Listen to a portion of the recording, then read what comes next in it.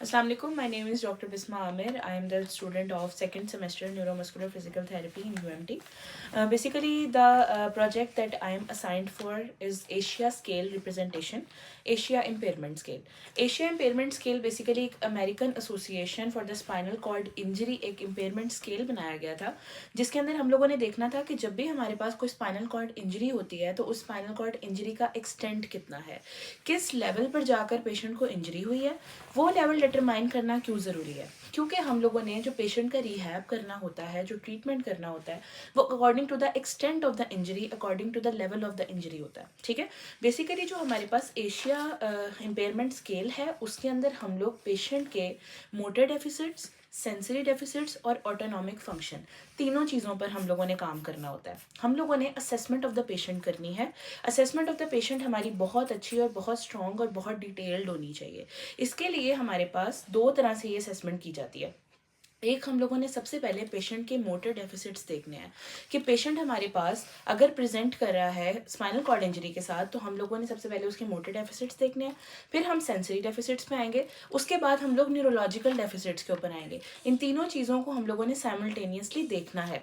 उसके अलावा हम लोगों ने क्या करना होता है कि हमारी जो स्पाइनल कॉर्ड इंजरी होती है उसके अंदर जो हमारा पेशेंट है उसका कॉन्शियस लेवल अटेन होना बहुत ज़रूरी है, क्योंकि पेशेंट अगर कॉन्शियस नहीं होगा तो हम जितने भी असेसमेंट करेंगे उसमें पेशेंट का रिस्पॉन्स ना होने की वजह से हो सकता है कि हमारी जो स्पाइनल कॉर्ड इंजरी है उसका लेवल ऑफ एक्सटेंट या फिर हमारे पास जो इंजरी का लेवल है वो हमारे पास जो सही है वो हम लोग गेस ना कर पाए। ठीक है, इसके अंदर हम लोग डर्माटॉम्स एंड मायोटॉम्स की असेसमेंट करते हैं पेशेंट की, जो हमारे पास स्पाइनल कॉर्ड इंजरी के साथ प्रेजेंट कर रहा होगा। ठीक है, सबसे पहली चीज़ हमारे पास क्या होती है कि हम लोगों ने अपर लिम्ब के डर्माटॉम्स को टेस्ट करना है। तो उसमें सबसे पहले क्या होता है कि हम लोगों ने C5 से लेकर T1 के डर्माटॉम्स पेशेंट के चेक करने होते हैं।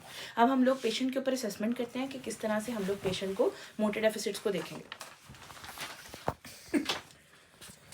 सबसे पहले हम लोग आ जाते हैं पेशेंट के अपर लिम्ब के डर्माटॉम्स की टेस्टिंग के ऊपर। अपर लिम्ब की डर्माटॉम की टेस्टिंग हमारी C5 से स्टार्ट होती है। हम लोगों ने पेशेंट से कहना है कि अपनी फोर आर्म को फ्लेक्शन में लेकर जाए, यानी कि अंदर की तरफ बंद करे। तो जब हम पेशेंट की असेसमेंट करेंगे और पेशेंट इसको कर पाएगा, इट मीन्स कि पेशेंट का C5 अटेंड है, इंटैक्ट है, इसमें कोई इशू नहीं है। उसके बाद हम लोगों ने पेशेंट से कहना है कि आप अपनी रिस्ट को एक्सटेंड करें, बट हम इसको टेस्ट कर रहे होंगे कि क्या पेशेंट कर पा रहा है। आपने बेटा अपनी रिस्ट को नीचे की तरफ लेकर जाना है। इसका ये मतलब है कि पेशेंट की रिस्ट भी इंटैक्ट है, C5 भी, C6 भी जो है वो हमारा कंप्लीटली ओके है, मोटर डेफिसिट इसमें नहीं है। उसके बाद हम लोगों ने पेशेंट से कहना है कि आप अपनी एल्बो को एक्सटेंड करें डाउनवर्ड की तरफ। ठीक है, नीचे की तरफ जोर लगाओ बच्चे। ठीक है, तो हमने पेशेंट का C7 भी टेस्ट कर लिया। उसके बाद हम लोगों ने क्या करना है, पेशेंट का C8 टेस्ट करना है। C8 के लिए मैं क्या करूँगी, मैं इसको बोलूँगी कि अपनी उंगलियों को बंद करे, फिंगर की फ्लेक्शन को चेक कर रही हूँ मैं। तो मैं पेशेंट को जब बोलूँगी फिंगर्स बंद करे, इट मीन्स कि पेशेंट अगर कर रहा है तो पेशेंट का यहाँ पर भी कोई मोटर डेफिसिट नहीं है। उसके बाद मैं पेशेंट को बोलूँगी अपनी फिंगर्स को एब्डक्शन में लेकर जाए, खोले, ओपन करे। तो पेशेंट जब इसको ओपन करेगा तो मैं इसको रोक रही होंगी, इट मीन्स कि इसका यहाँ पर भी कोई डेफिसिट नहीं है। ये इसकी अपर लिम्ब की डर्माटॉम्स की टेस्टिंग थी। फिर हम आ जाते हैं पेशेंट के लोअर लिम्ब की तरफ। लोअर लिम्ब के अंदर हम लोगों ने L2 से लेकर S1 तक पेशेंट की तमाम मोटर असेसमेंट करनी है। L2 के अंदर हम लोग क्या करते हैं, पेशेंट की जो हिप है वो जाती है फ्लेक्शन में। अब मैं इसको बोलूँगी कि बच्चे आप अपनी हिप को बंद करें, अंदर की तरफ लेकर जाएं, तो बच्चा क्या करेगा कि हिप को फ्लेक्शन में लेकर जाएगा। मैं इसको रोक रही होंगी कि ये ना लेकर जा पाए। बंद करो। ये इसका L2 टेस्ट हुआ है। अब मैं पेशेंट को बोलूँगी अपनी टांग को सीधा करे। पेशेंट अपनी टांग को सीधा करेगा, ऊपर की तरफ उठाने का मैं इसको बोलूँगी। ये हमारे पास L3 टेस्ट हो रहा है। ऊपर उठाओ। लेग की एक्सटेंशन चेक की है मैंने। लेग की जो एक्सटेंशन है वो बिल्कुल ठीक है, इट मीन्स कि L2 और L3 दोनों इंटेक्टेड हैं।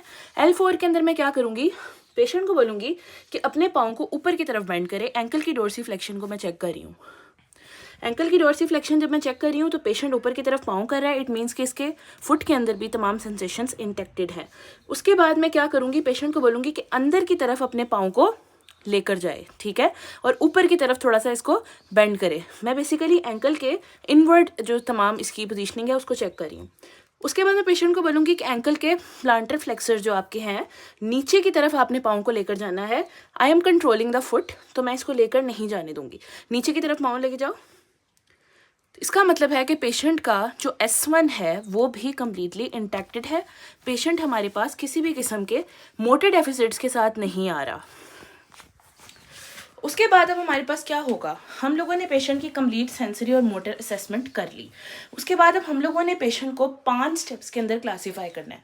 सबसे पहली चीज़ क्या होती है कि हमने पेशेंट के तमाम मोटर डेफिसिट्स देख लिए।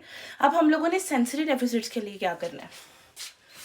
सबसे पहली चीज़ हमारे पास होती है कि हमने पेशेंट के लाइट टच से स्टार्ट करना होता है। हमने क्या किया, हम लोगों ने पेशेंट की नेक से C2 की लाइट टच स्टार्ट किया। आपको फील हो रही है?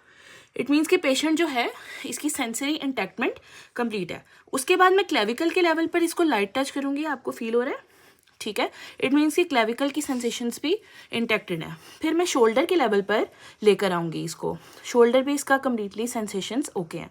C2, C3, C4, then I will come towards the forearm. Forearm के अंदर बेसिकली जब हम लोग आते हैं तो हम लोग यहाँ पर आएंगे C4 पे। ठीक है, C4 के अंदर हमारे पास क्या होगा कि हमारे पास जो इसकी फोर आर्म थी वो कम्प्लीटली यहाँ पे सेंसेशन आपको फील हो रही है। ठीक है, लास्ट ऑफ द T1 के अंदर हमारे पास जब मैं यहाँ पर इसको टच करूँगी तो पेशेंट को मेरे सेंसेशन सारी फील हो रही होगी। अब नेक्स्ट स्टेप हमारा क्या होता है कि हम पिन प्रिक की तरफ जाते हैं। पिन प्रिक का क्या मतलब है कि अब हमारे पास जो टच होगा वो लाइट नहीं होगा, it is a little sharp. जब पेशेंट मुझे बताएगा कि हाँ वाकई में मुझे एक डीप सेंसेशन फील हो रही है। जब मैं C2 पे जाऊँगी तो बेटा आपको फील हो रही है ये आपके पास थोड़ा सा हार्ड टच है जिसके अंदर आपको थोड़ी सी ज़्यादा एफर्ट करनी पड़ी है। फिर हम लोग आते हैं C2 पे, फील हो रहा है। फिर हम C3 पे आएंगे, फिर हम लोग C4 पे आएंगे और फिर हम लोग T1 पे आएंगे। तो ये हमारे पास डिफरेंट चीज़ें हैं जिसके अंदर से हम लोगों ने असेसमेंट को कैलकुलेट करना है। उसके बाद जो एक इम्पॉर्टेंट चीज़ है, according to the 5 steps of the ASIA impairment scale, सबसे पहली चीज़ हम लोगों ने क्या देख ली, हम लोगों ने पेशेंट का मोटर डेफिसिट देखा, मोटर असेसमेंट कर ली। फिर हम लोगों ने सेंसरी डेफिसिट्स देखे, सेंसरी असेसमेंट की। फिर हम लोगों ने पेशेंट के ऑटोनॉमिक फंक्शंस देखे कि पेशेंट के कौन से फंक्शंस इंटैक्टेड हैं और कौन से फंक्शंस इंटैक्टेड नहीं हैं। 4th नंबर पे आपके पास आती है न्यूरोलॉजिकल असेसमेंट। न्यूरोलॉजिकल असेसमेंट के अंदर हम लोग बेसिकली क्या करते हैं, हम देखते हैं कि पेशेंट का बल्बो कन्वीनियंस रिफ्लेक्स एक्टिवेट है या नहीं। वो रिफ्लेक्स एक्टिव किस तरह से होता है कि हम लोग पेशेंट की एंकल स्पेयरिंग करते हैं। जो एंकल स्पेयरिंग कह रही हूँ, सेक्रल स्पेयरिंग करते हैं। सेक्रल स्पेयरिंग के अंदर बेसिकली क्या होता है कि हम लोग इसकी पेशेंट की रेक्टम के अंदर जो है किसी भी तरह से लाइट सेंसेशन या लाइट टच देते हैं और उस लाइट टच की वजह से पेशेंट की कॉन्ट्रैक्शन आपको फील होती है। इट मीन्स कि पेशेंट इस टाइम में किसी भी किस्म के स्पाइनल शॉक के अंदर नहीं है, पेशेंट आपका स्पाइनल शॉक से बाहर आ चुका है। तो इसका मतलब है कि अब आपके पास जो पेशेंट है वो अलार्मिंग सिचुएशन से निकलकर थोड़ा सा सेफ जोन में आ गया। इसको बेसिकली हम लोग क्या बोलते हैं, न्यूरोलॉजिकल असेसमेंट की है आपने बल्बो कन्वीनियंस रिफ्लेक्स और सेक्रल स्पेयरिंग के थ्रू। ठीक है, उसके अलावा हम लोग जो है मोटर डेफिसिट जब चेक कर रहे थे तो वहाँ पर एक ग्रेडिंग यूज़ की जाती है, that is MRC grading. MRC grading क्या होती है कि हम लोगों ने मसल पावर की टेस्टिंग की है पेशेंट की। तो जब हम लोगों ने मायोटोम्स उसके सारे डर्माटोम्स 28 कैलकुलेट किए थे तो वहाँ पर हम लोगों ने उसके मोटर डेफिसिट्स देखे तो ऑटोमेटिकली हमें मसल पावर का अंदाज़ा हो गया। MRC ग्रेडिंग 0 to 5 होती है। 0 के अंदर किसी भी किस्म की आपको कॉन्ट्रैक्शन फील नहीं होगी। 1 के अंदर आपको लाइट फ्लिकर या फिर लाइट कॉन्ट्रैक्शन फील होती है। 2 के अंदर आपको कॉन्ट्रैक्शंस फील होती हैं, एक्टिव मूवमेंट फील होती है, बट ग्रेविटी उसमें एलिमिनेटेड होती है। 3 के अंदर आपके पास क्या होता है कि आपको एक्टिव मूवमेंट भी फील होती है और ग्रेविटी के साथ भी पेशेंट जो है आपका मूवमेंट कर पाता है। 4 के अंदर क्या होता है कि आपका पेशेंट एक्टिव मूवमेंट भी करेगा, ग्रेविटी के साथ भी करेगा और जब आप उसको रेजिस्टेंस दोगे तो फिर वो रेजिस्टेंस के साथ भी मूवमेंट करेगा। और 5th में क्या होता है कि पेशेंट आपका नॉर्मल हो जाता है, आपको किसी भी किस्म की फर्दर जो है इंक्वायरी की ज़रूरत नहीं होती।